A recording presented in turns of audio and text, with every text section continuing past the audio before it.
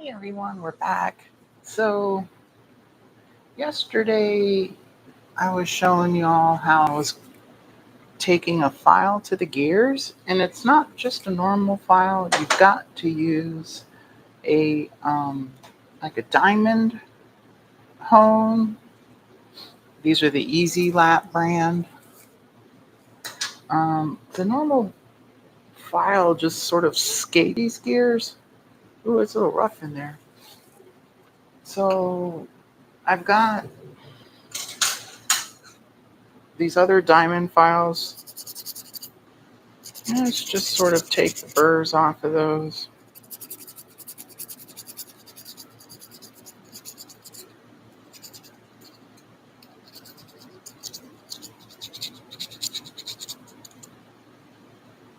Pretty much like the way I roll is that you shouldn't really be able to feel anything sharp or raised up on your metal parts.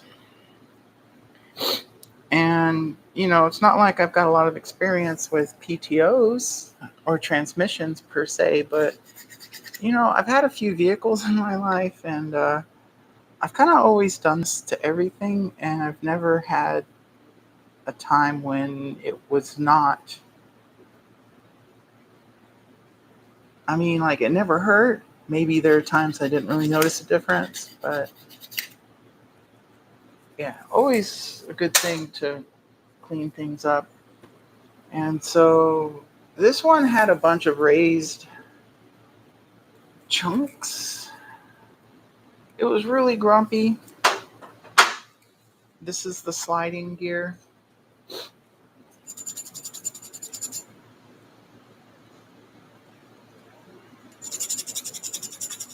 And this is what I do. I sat here last night with these.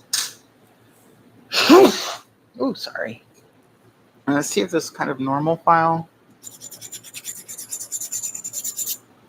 Yeah, I mean, maybe it makes a difference.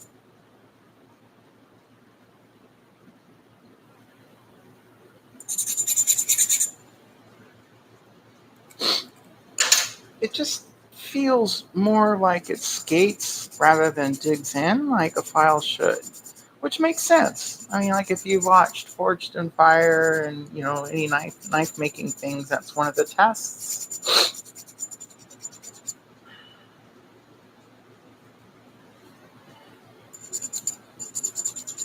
So I took my two diamond hones home last night and just sat on the porch drinking beer and watching cars go by while filing down the raised parts. So, like, this one has not been done, that one has. And you can almost see a little bit more edge on those than these. Like, it kind of catches the light a little. And I'm using like hardly any force at all.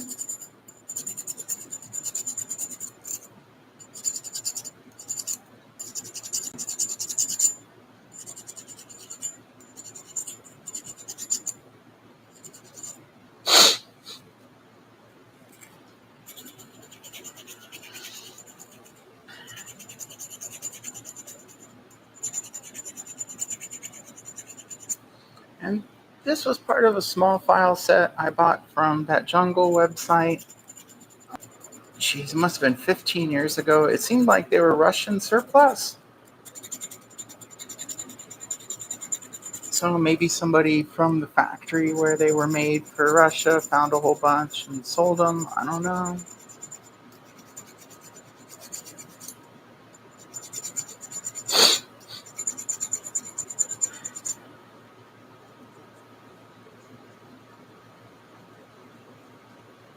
I didn't pay attention to where I started. Whoops. It's a good thing I can a little bit tell a difference. Maybe.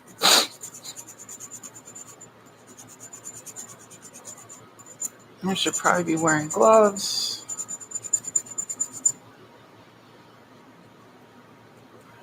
I kind of wreck my nails a lot, but oh well. I don't really ever have them super nice anyway, because like I'm always doing stuff in the workshop and they don't really last.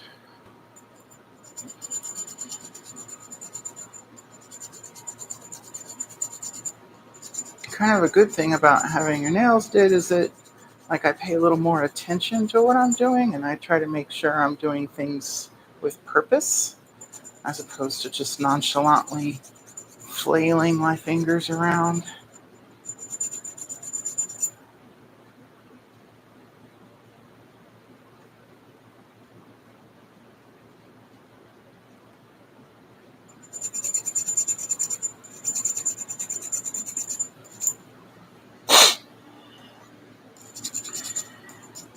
I think I ended up having some kind of allergic reaction to lunch today, so I'm sorry about the sniffles.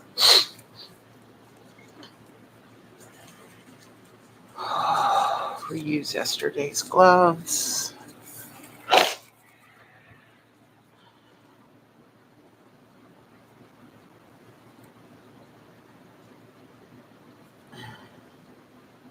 Hey, check it out. I'm here. I'm live. I'm just going to assume you can hear me. Yeah, because the mic is moving. Blah, blah, blah. Gosh, I'm so easily entertained.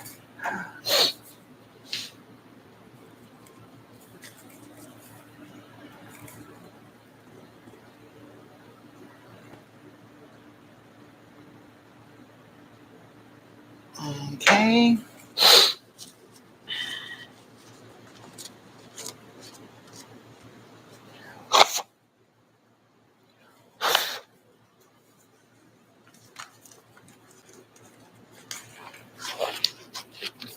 Once I really trash gloves, I'll change them. But until then, I kind of just go with it.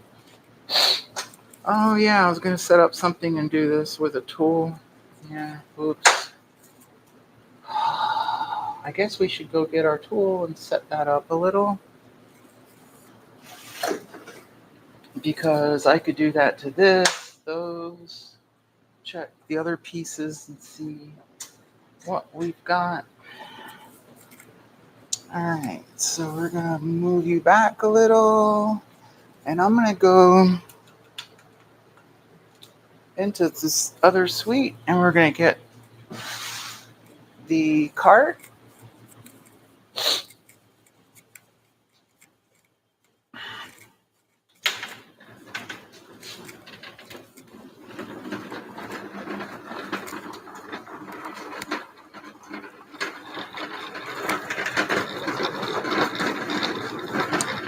So I kind of affectionately refer to this as the F's Stuff Up cart, except for not PG rated. Can you see me? Ish. Okay, let's move this over.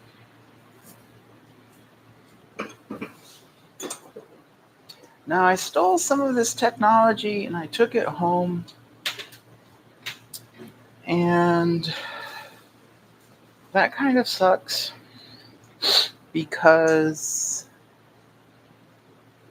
maybe the stuff I have at home is what I want to use.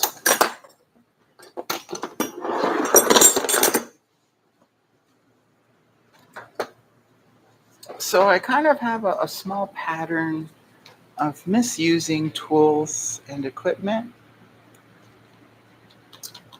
This is a concrete stirring power tool. And then I've discovered it works like a great low speed, high torque, portable bench grinder. And I think this might be the perfect toy. So now it's a matter of rigging it so that it'll stay here.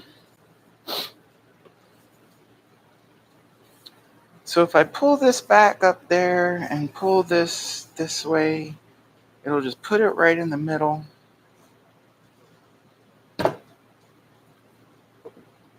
Okay. Because it's easier sometimes to bolt this down because I don't have something to hold my workpiece. And these are pretty small. So I'm gonna need more straps. I'm gonna be back in a sec. And I think microphone still works this far away. I mean, I'm just kind of far away, not super far away. Meow meow. And maybe you hear Princess Mitzi Kagan's meowing. She thinks I'm coming to give her round 2 of feed because she wants more and more and more. So another tool I have that's sort of like this one, but much faster speed, is I took a Sawzall that what did I do to the Sawzall? Oh, I took the reciprocating thing out of it. So it's just a spinny thing. And then I put a 1/4 inch shaft through the middle. And the 1/4 inch shaft has a flat spot. And so on that flat spot, it's like for keying, I use the a set screw for that. So is there just a way to show what I'm doing?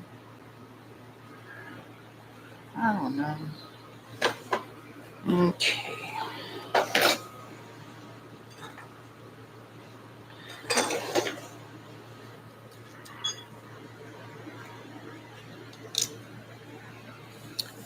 So here's a few ratchet straps.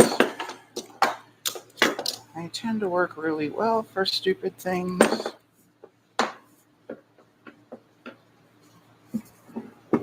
Here's a normal strap.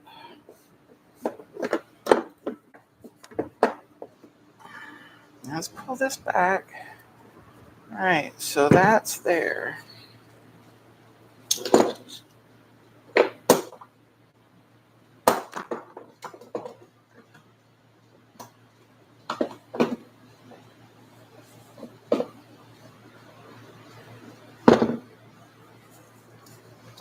Now let's come up with, well, where's your other end? Oh, it's right here. Dur, dur, dur. The dur, dur, dur. And let's just take and loop this around the handle and itself.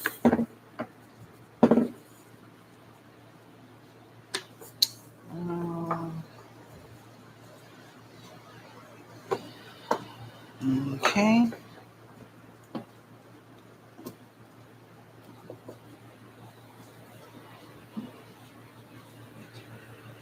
Oh, we're caught on our power cord. Okay.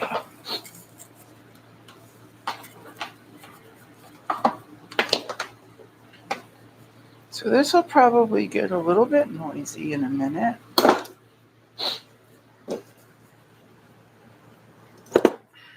But it's kind of like indicative of the silly things I'll do to make stuff.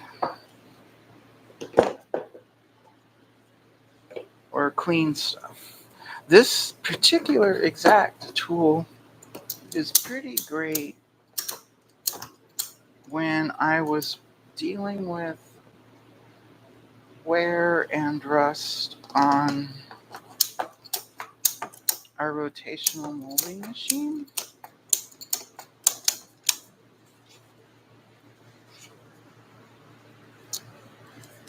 And I think, I remember I bought it. I had to polish one of our tools, one of our molds I had to polish, and it needed more torque. And when polishing aluminum, it's really tricky in that you have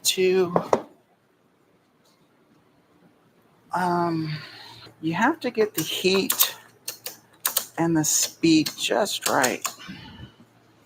Oh, this isn't quite perfect because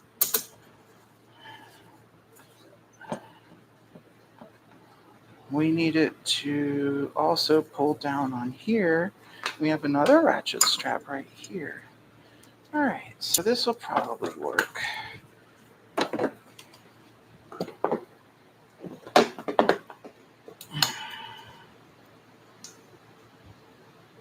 How many straps? Like how many licks? How many straps?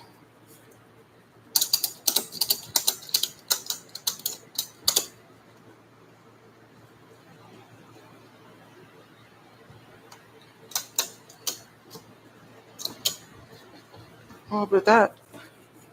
Oh no, that's pretty good. Okay. All right. So let's turn this back towards me.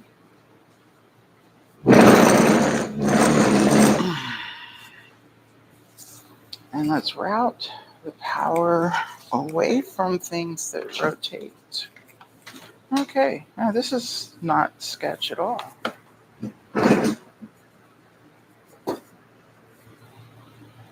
right, so this does reach over here. Let's do a little quickie.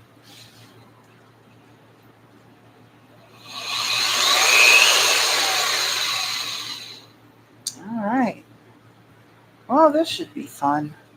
I wonder if I should just bring you right into the action. Why not?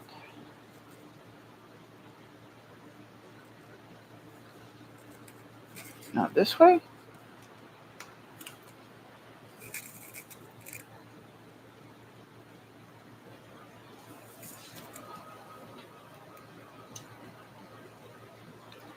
No, that should be entertaining.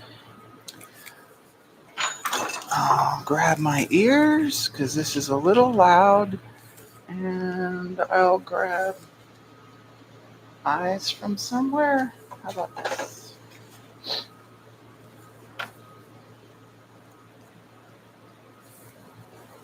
So this might work pretty well because the speed might be low enough and the power I need to apply low enough.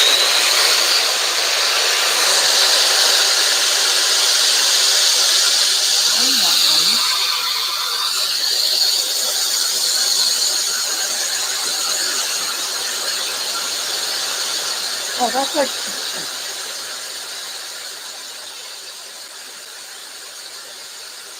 I just ran my hand in and that was fine. Someone was myself. Oh no, I just took it and it didn't do anything.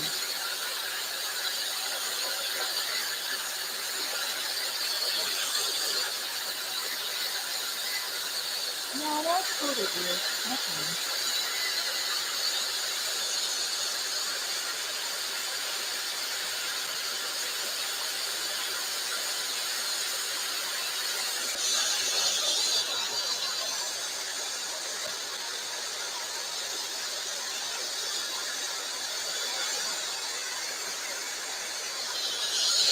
I need to do it up here.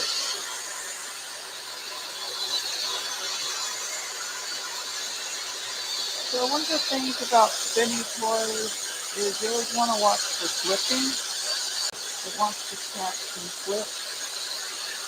So typically I'll sort of play with it a little bit and try to make it flip just to get a feel for how it's going to react. Because I'm kind of always doing different setups. Oh, and it just occurred to me that I'm not using hands, so this would be a good top of the microphone.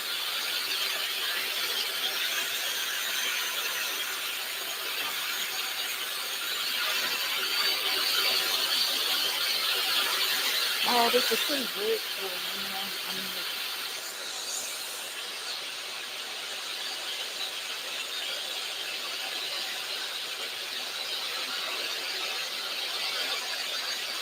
people I haven't done anything, and I'm just kind of taking around.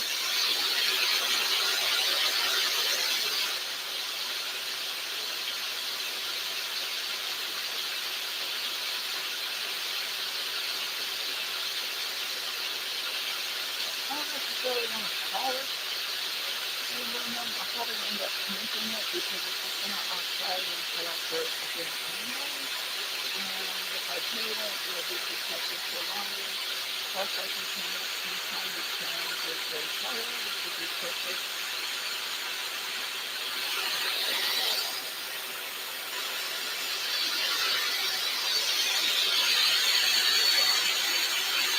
But I really love this wax machine. I got it from a construction finder or a resident store. And it's that good that they have two in stock, and they didn't even know that they had them. They were on the floor in the corner, and I think they were sort of close to what concrete was in general, but yeah, you really had to look for these. It's a little bit spendy. I don't normally like to spend that much money on something that making little work, but it turns out my guess is right. This has a 2-speed head, and it's designed to run all day with a lot of torque on it, which is what I need when I'm really into something with a wire drive or a bucket in there. Like I can put a bigger buck on it and then get involved in the race and actually get stuff done. Plus, with a tool like this, you can use all kinds of places.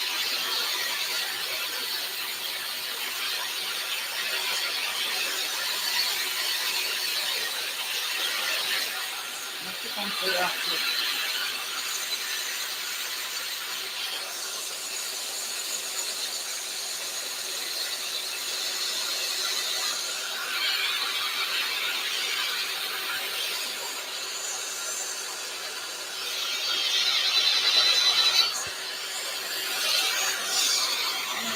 One trick I found, if you use something sliding, you can kind of hold it.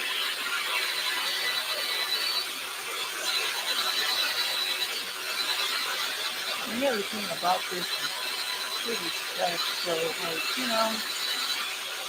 that takes things kind of easy when you're doing it the silly way.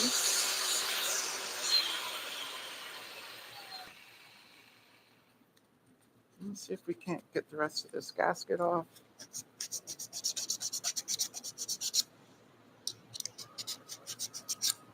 It just really is not having it.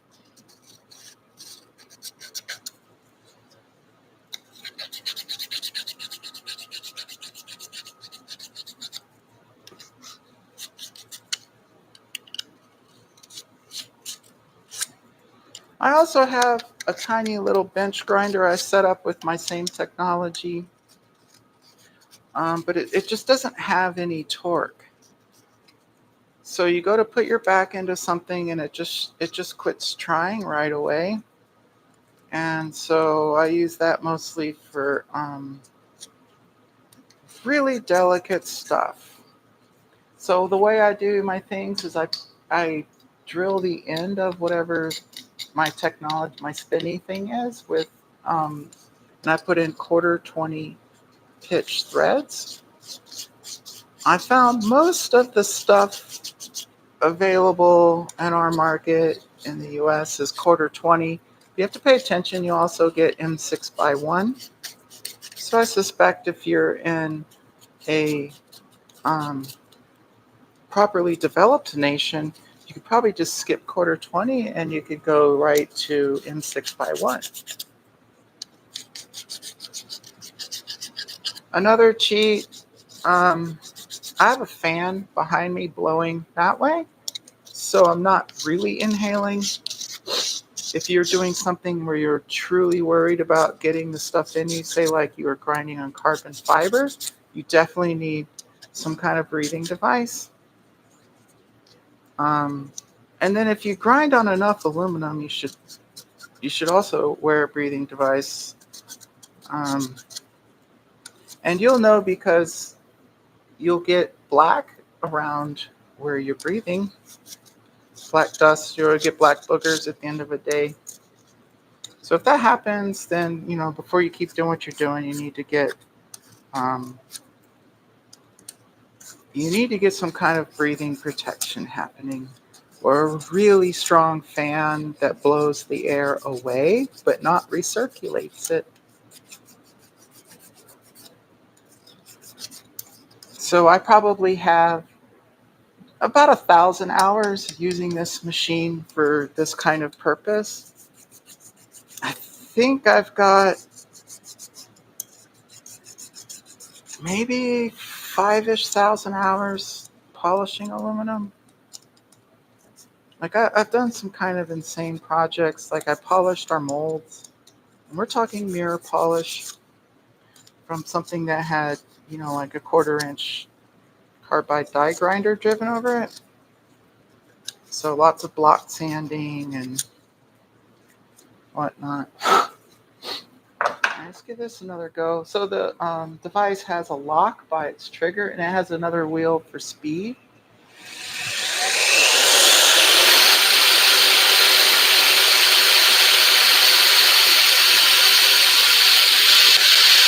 Another great thing about this kind of tool is that you can bring it to a site and have like an on-hand heavy duty grinder, a dusting, a and then with my system of cordless winding hardware, you can change out the technology on the room pretty quickly.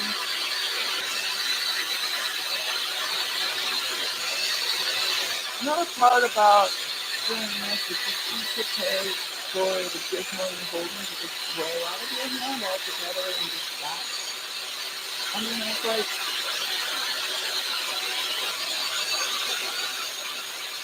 especially extreme about safety and just like, seriously?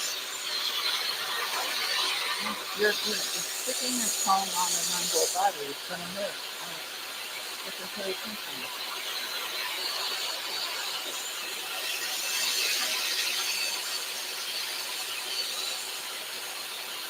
So we're gonna take these two cam,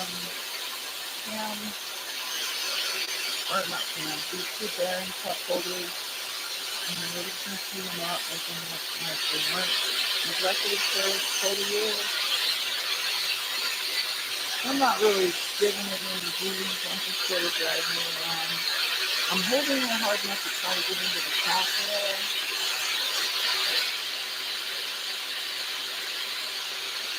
and then I'm looking across at the reflected light, and if it's working. In theory, I could set up the 4-way truck on the lathe and face this, but I just can't be bothered. I'm not going to.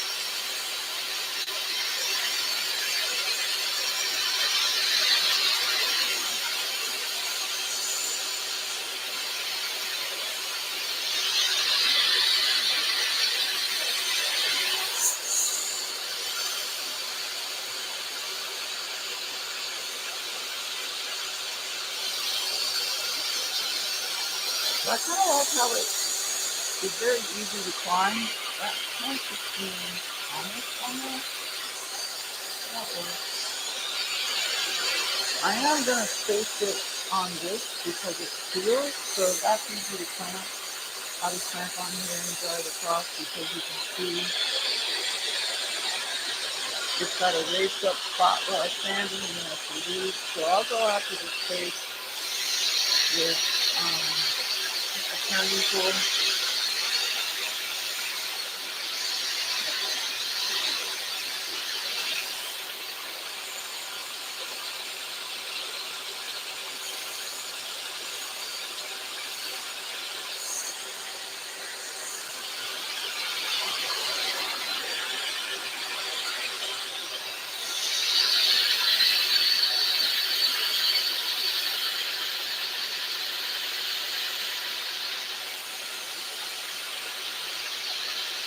I don't know what I'm going to do for the inside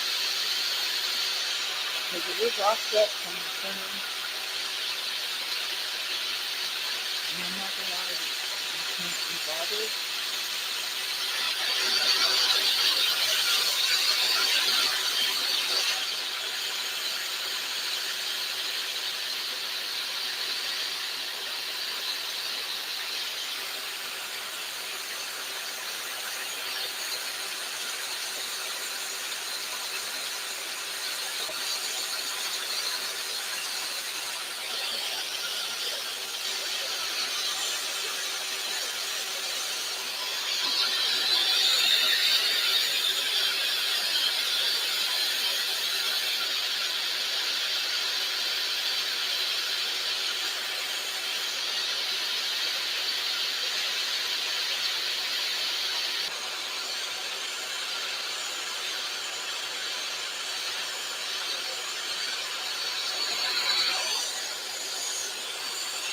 come up with a friend.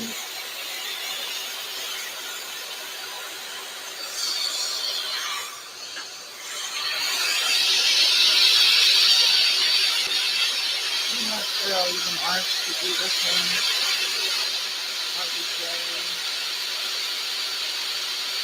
I kind of need to get the PTO back on the transmission. I think I need the pump to be mounted to the transmission to get the force to undo the hydraulic hoses. So I don't think I'm strong enough to hold the hydraulic pump and loosen its line.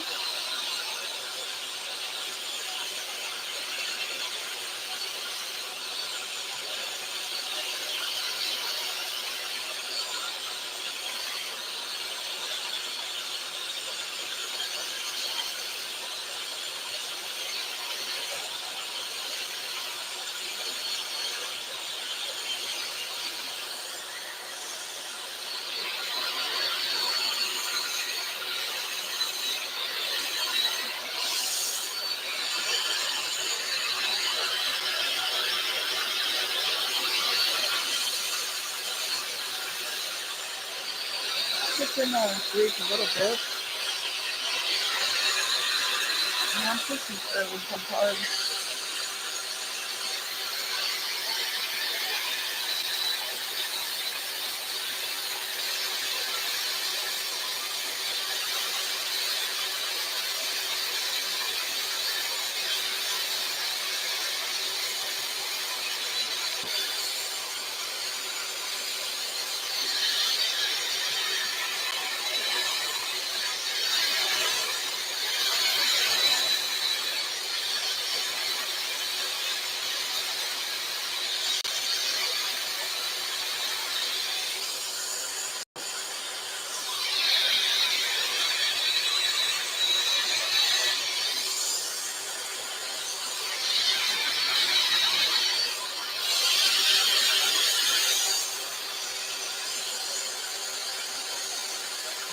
Coming out pretty good. You just gotta remember every tool has its superpowers and its compromises and its gotchas. This one, although it has tremendous and scary amounts of force, it has pretty low speed, and that kind of changes how you age and grasp things.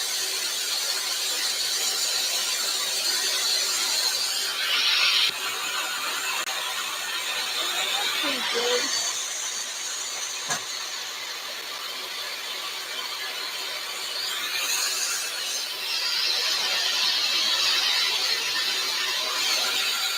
Now you don't have to pay so much attention what materials you're playing with. This is a shaft and it's hardened and you need to put a seal across it. So I'm being very super gentle. The last thing I want to do is scratch it. You know that we have to put in glue form and blah blah blah whatever.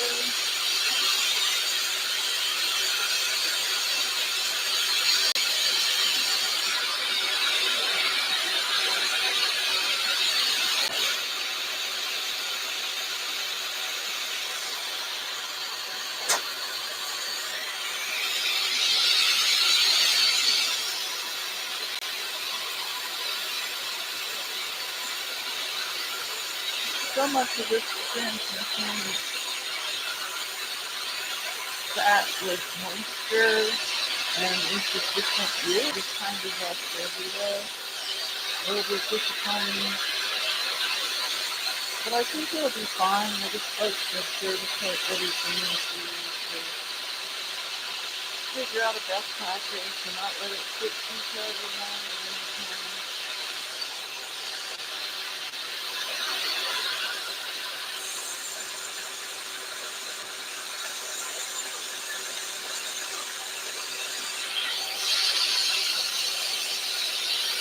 Oh, it's really super jumpy here at times.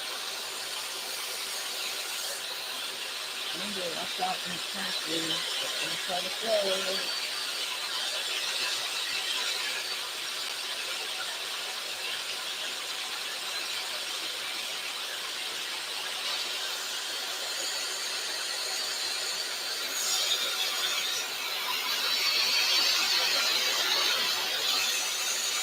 Oh, it goes to the engagement shift course. Okay, yeah, this is the plunger for when you activate the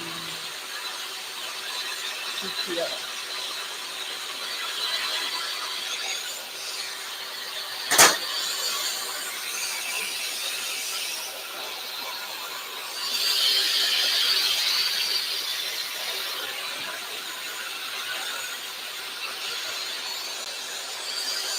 Yeah, it does a great job.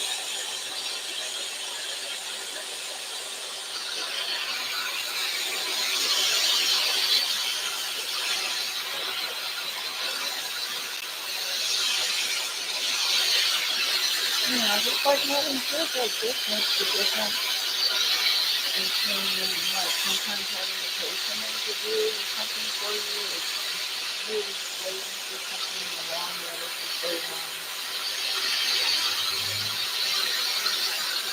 And it can stress.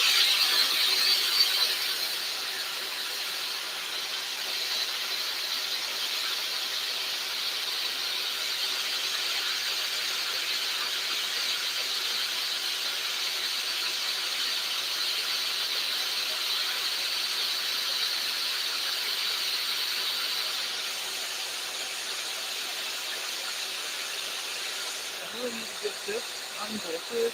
I'm just not quite sure how I'm going to pull that out. But then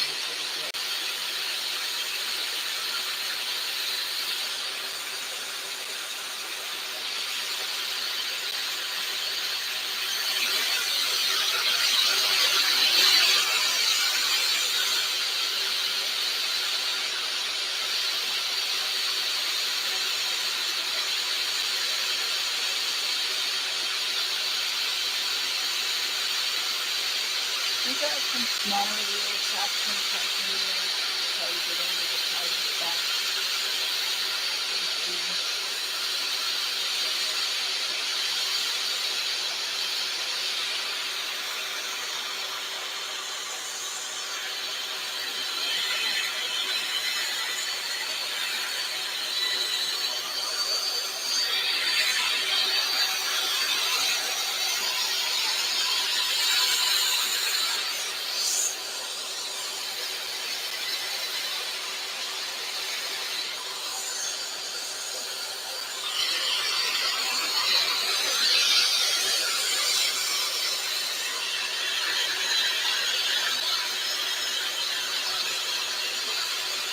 I'm going to feel getting a little more aggressive with it.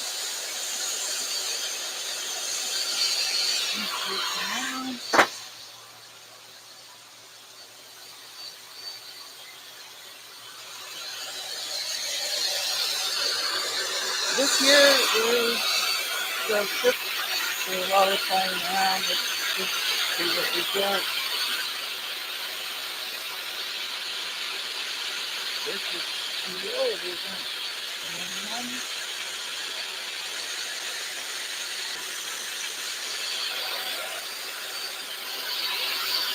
Yeah, I'm probably going to need to do something where I can really remember it.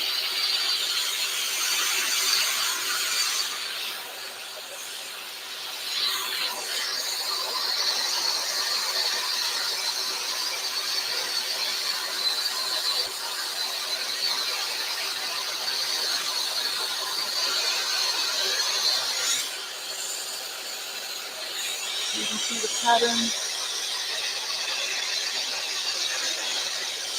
I started from here, coming across, trying to get rid of that gasket. So this one's pretty,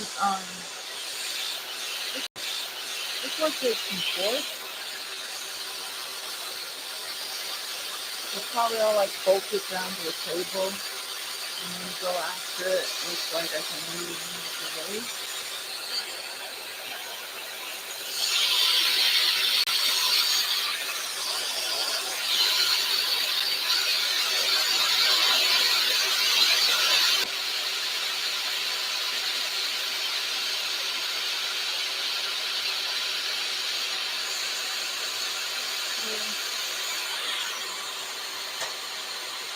What else? What else have we got in our parts.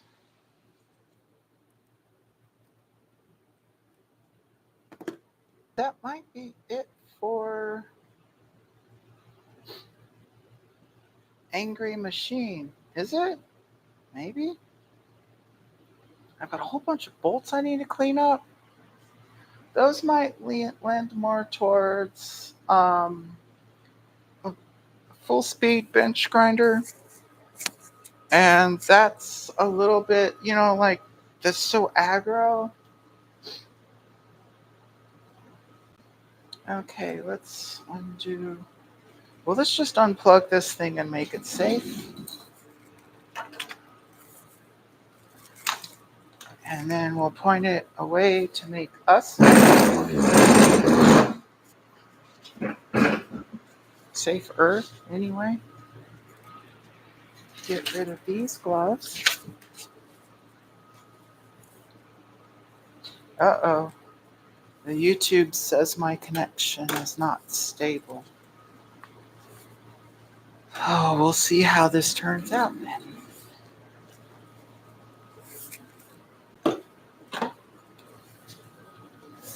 And I've got sparkles.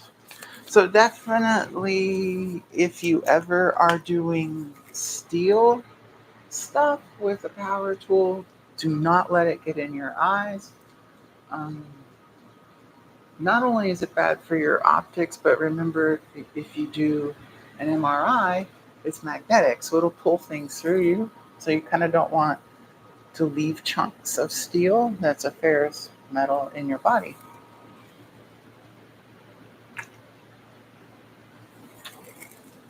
So yeah, this is the concrete tool. There aren't really many people that make them. I think Goldblatt is the only one, really. And it has a great geared motor to the output. It's a really robust tool. I've leaned in on grinding projects for hours, and it's been there. It just doesn't care. All right, this is a pretty good view. The next thing I wanted to do was check out these races a little bit. The cups for the tapered bearings. I don't necessarily want to change them. These aren't full-time use. If this was a full-time use type of thing, I would go through the effort to change them because they show even any sign of wear. Whereas if they were, how often do you use the PTO? How often is it spinning? Pretty rare. So I'm not as worried about perfection on the bearing. I just don't want them to be crap. So here's some 1500 grit that I've used to polish aluminum, and so it's going to be kind of tired. Let's throw some kerosene on it. It's lubricant. And I'm hardly doing any force. I'm holding my thumb to keep the paper touching the cup. Probably, no, I couldn't do this on the lathe. It'd be great if I could set it up on the lathe. All right, so let's clean this up and look at it and see if there's something we can see. Where did I put my glasses? There they are. So you saw what we just did. It was just a few seconds of zero effort thumb.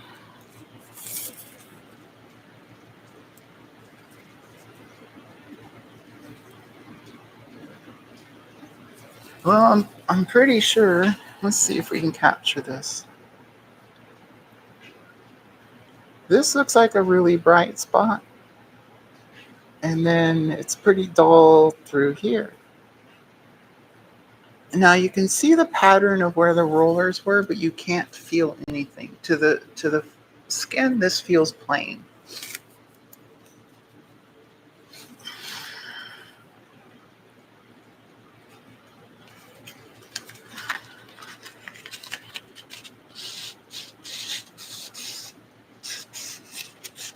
So this is 1500 grit. I'm just kind of here to try to polish it, just to make it happy.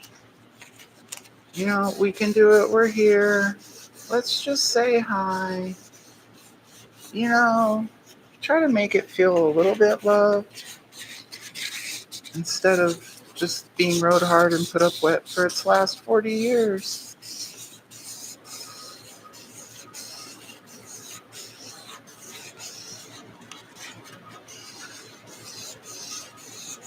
Another sign to pay attention to about what you're doing is listen to how the scrapey sound goes. Sometimes you'll hear it change pitch, and that means that you're done at this grit. So that would mean that you've finished getting everything this grit can handle. But it's still going to be there.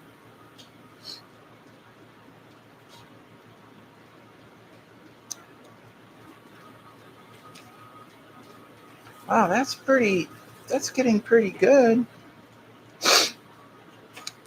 I do see pitting. Let's use something a little more permanent, sticky. The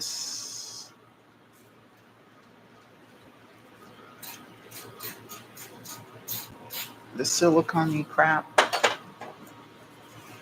Maybe we'll even take our 1500 and trim it down.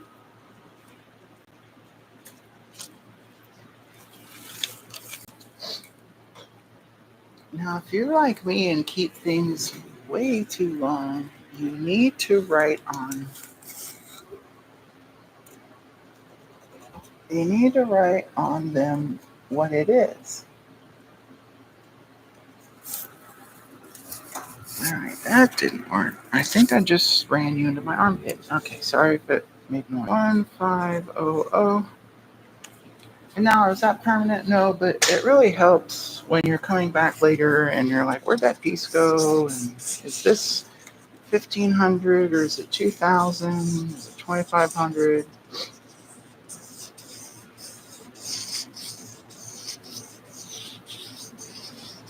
I'm pretty sure this is when I did tank polishing. Oh, and it definitely changed its pitch.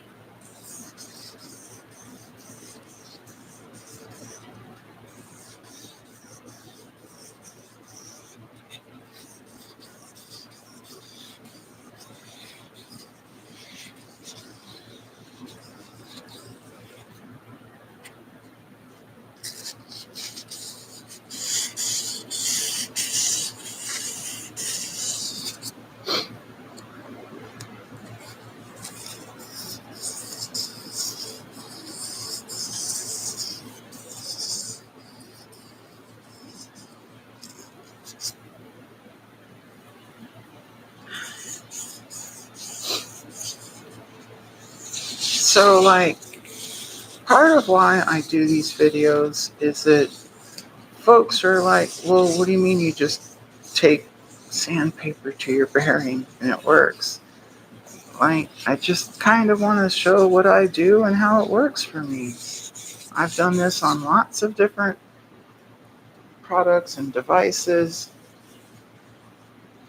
I kind of have lived most of my life not having easy access to replacement parts, either because of money or location.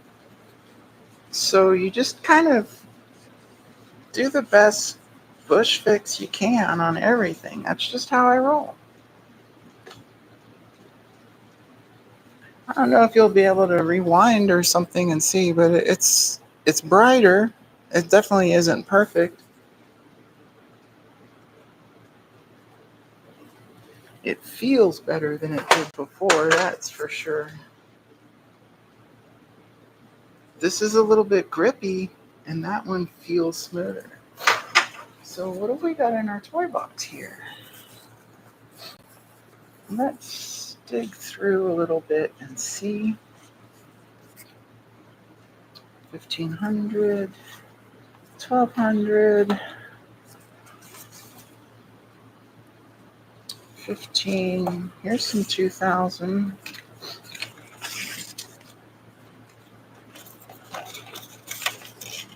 3,000. 2,500. All right, let's take a little chunk of this 2,000.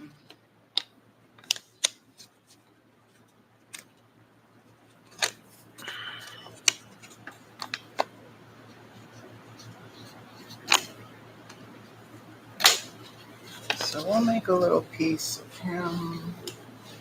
And you know what, maybe we'll try to make this work too. So what I do with the scissors? Scissors right here.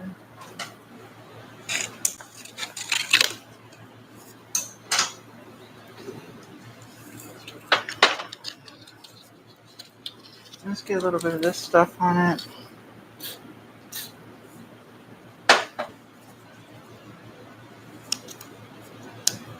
Now, whenever possible, if you can use a sanding block instead of your fingers, that's the way to go.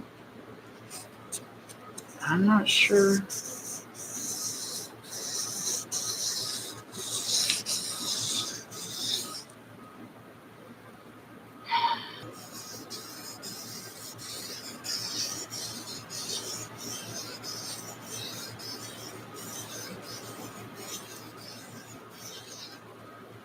All right, I guess that's working. Your fingers don't apply even pressure. We think it does, but it really doesn't. Um, a sponge or anything that's flat to start with is gonna be better than your finger. This bears out really well when you start off, say, full rough on aluminum and then you bring it to a full polish. You'll see every wave where you had your fingers. And you'll see your fingerprint, kind of, or not your finger, your handprint. You'll see the individual fingers, your fingertips pressing through.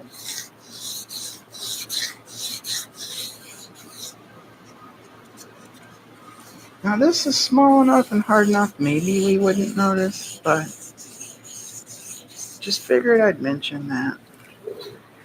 Let's come over here and see if you have a better angle.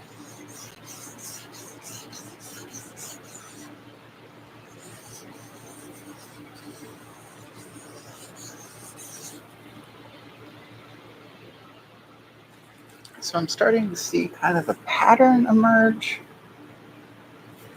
That's pretty typical. You'll see that on anything you polish. What other kind of blocks do we have in here?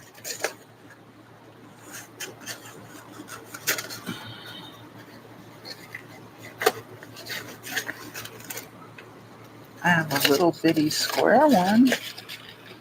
Oh, what is this? We have, let's try this little bitty square one. It's awfully cute, isn't it?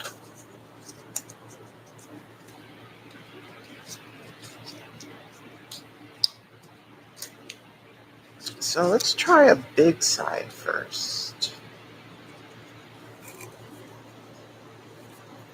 Give it another hit.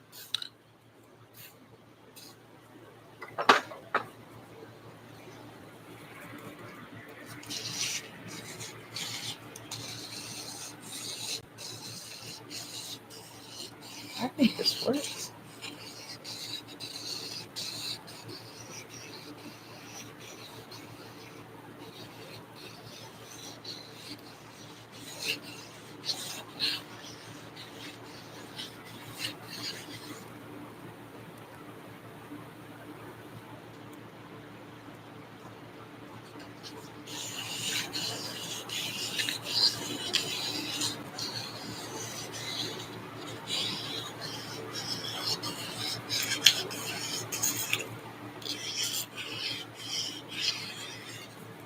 Yeah, probably something that I did this kind of Cabbage Patch rebuild to that would terrify folks is the 5-inch pillow block bearing in our rotational molding machine. And it's like a rail car bearing, right? And they're spherical. I don't even think they count as tapered, but they're spherical bearings. Um, and they're kind of designed for like jet engines, I think. Insane values of RPMs and loads, and it's pretty just insane. So on the rotational molding machine, it turns at 4 RPM. It's fine if it's pitted. I just got the mountains, smooth them over a little.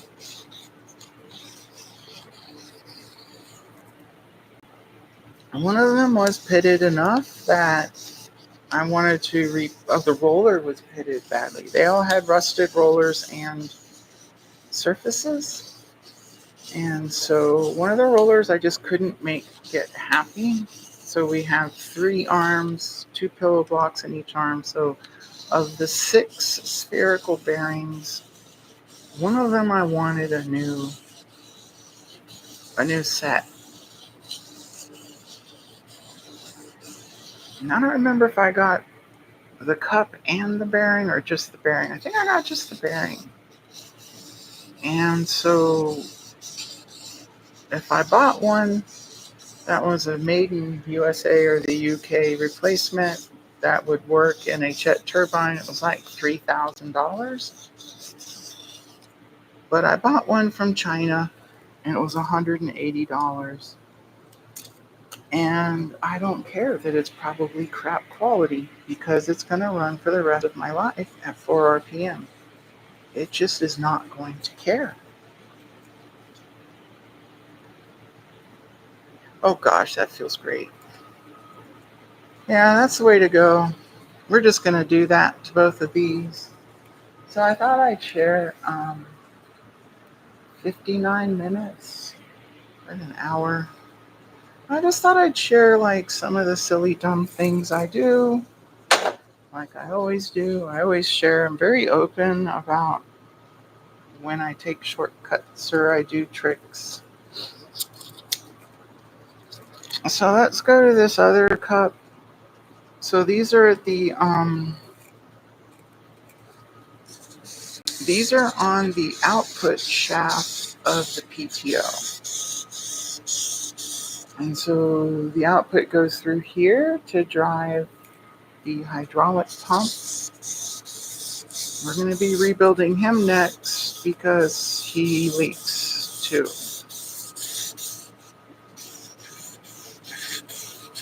And I don't know why I assigned these parts a gender. I mean, the truck's a she. We know that. She's Billie Jean.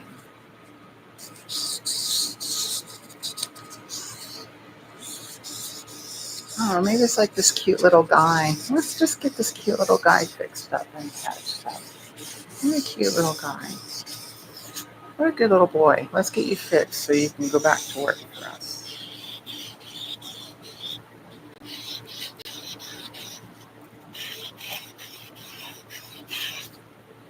So I'm hearing other noises, but you gotta realize there's this stuff behind. Why don't we wipe that out? I don't want that.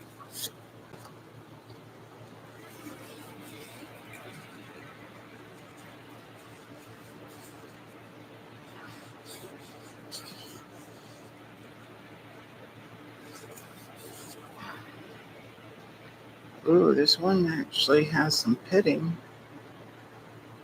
I almost think I can feel it. It smells fun. Fluorine never leaves the body.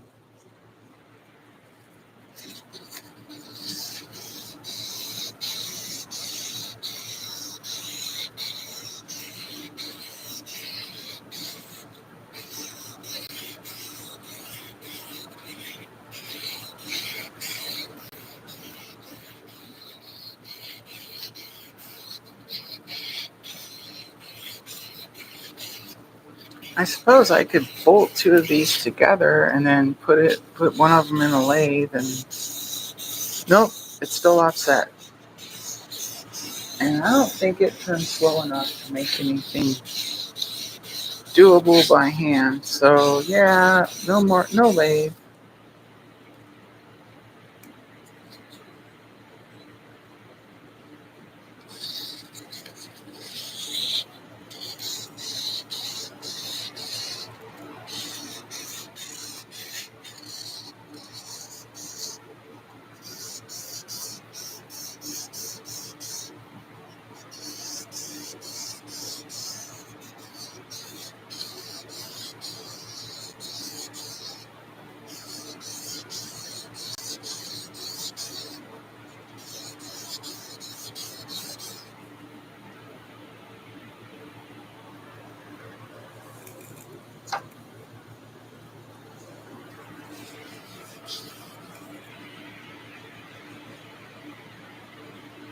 Definitely feels nice and smooth. It obviously makes a difference. So that'll help them last a lot longer when she's not actually working every day for the rest of my life. I mean, I'm not against putting her to work, but I just don't see Billie Jean going full time tow trucking again. I'm not going to rule it out.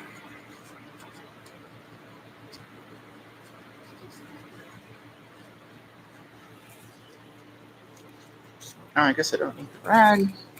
So now we're up to the 2000.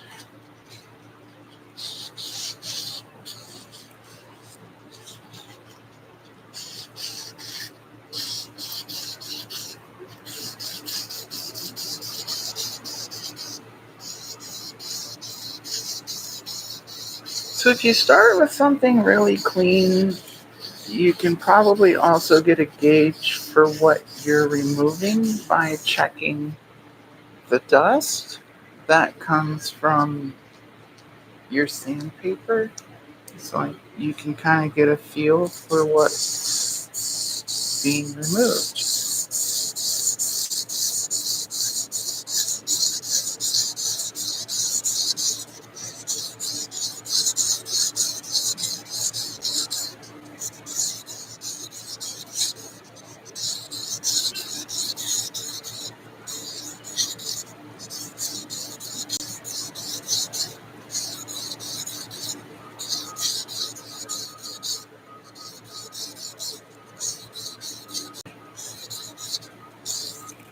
So, yeah, that's pretty great. I think that's a good point to break up today. We're just going to be done. I got some good stuff done. I just wanted to show um, a little bit of that filing and a little bit of my, I don't know if you call it lapping, bearing cups. So that's like kind of non conventional stuff that I do all the time to condition what people want to say is a precision part, and they aren't.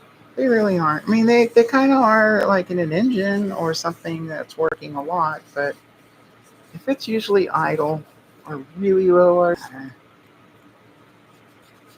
Anyway, thanks for watching. Don't forget to thumbs up and also subscribe and hit the bell notification. So when you hit the bell, it will let you know next time I'm live. You're absolutely welcome to jump in and say hi or laugh or go, oh my gosh, that's dumb. Whatever, I mean, people like, if they're going to call me dumb, just be nice about it a little, you know.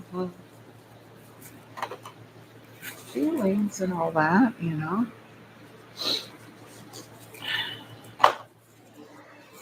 So have a good one, and we'll see you later. We'll go over here and hit in stream. And then we have another one to hit. And all right, thanks so much.